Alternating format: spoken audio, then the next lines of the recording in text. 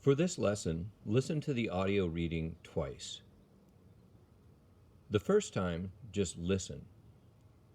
The second time, pause the reading at each question and answer, and repeat each question and answer for pronunciation practice.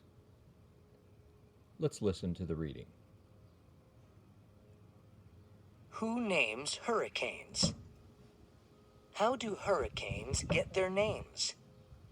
Here are some frequently asked questions, FAQs, about naming hurricanes and tropical storms. Who names hurricanes? The World Meteorological Organization, WMO, names hurricanes and tropical storms. When does a storm get a name? It gets a name when its winds reach 39 miles per hour. What kind of names does the WMO use? It uses both men's and women's names. The first storm of the year begins with an A. The next storm begins with B, and the next one begins with C.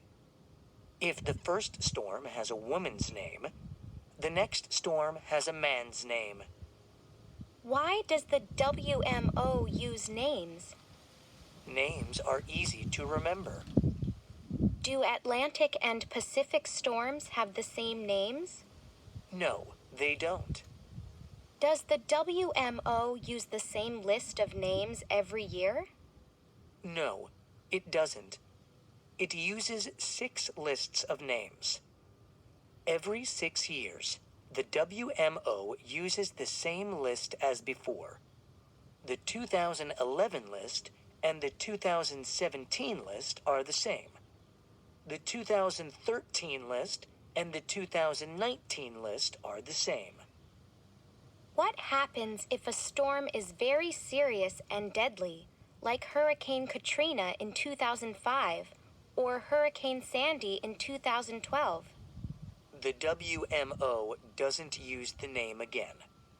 A committee chooses a new name for that letter of the alphabet. What name takes the place of Sandy?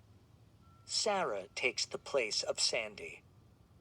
What name takes the place of Katrina? Kate does.